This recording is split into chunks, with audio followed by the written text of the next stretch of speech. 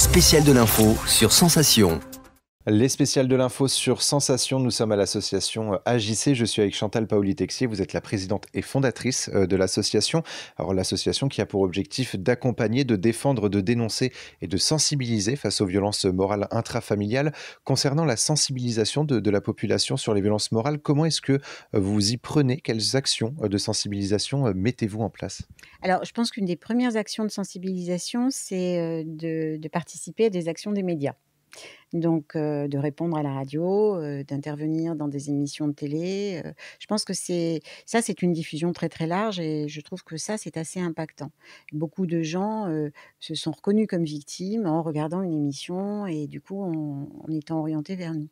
Après, là, actuellement, depuis quelques années, c'est par les réseaux. Ça, c'est un fait que c'est un support absolument incroyable et que, en utilisant correctement les réseaux, on peut effectivement essayer de faire un peu de sensibilisation, mais même de prévention.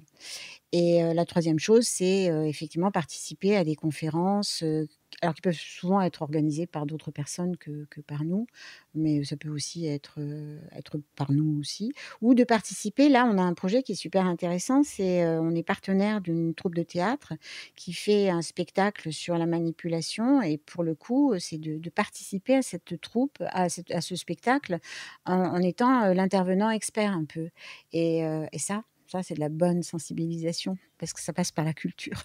Et comment se compose l'association? Est-ce que vous comptez parmi vous des professionnels dans l'accompagnement des victimes, par exemple? Alors à l'association, majoritairement, ceux qui accompagnent les victimes, ce sont des psychologues, qui sont, formés par nos soins aussi, à la violence morale. Ce sont pour beaucoup d'anciens stagiaires.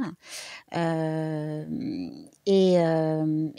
côté gravitent des stagiaires en psychologie, des stagiaires en droit, et des bénévoles, toujours formés, par nos soins. Et puis une équipe, administrative, aussi, faut ça fait partie de l'accompagnement. L'équipe administrative, elle a un rôle extrêmement important et très lourd à jouer. Donc les psychologues, ils ont la particularité de pas fonctionner comme des thérapeutes lambda, ou des thérapeutes de cabinet. C'est que, leur fonctionnement est entre le psychologique et le juridique.